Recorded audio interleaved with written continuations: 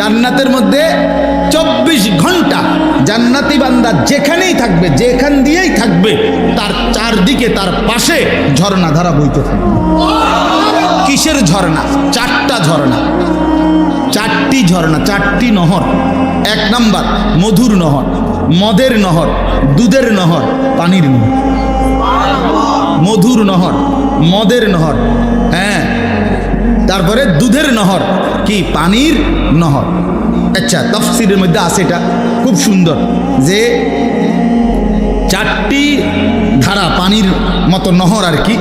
এই 4টি নহর একসাথে একটার সাথে একটা থাকবে, কিন্তু একটা আরেকটার সাথে মিলবেও না।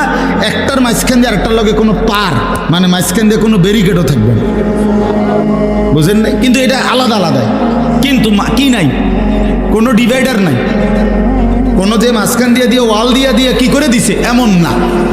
একসাথে, ওই যে সাগরের মধ্যে এরকম জায়গা আছে, একই সাথে এই পাশের পানি লোনা পানি, এই পাশের পানি কি পানি? মিঠা পানি।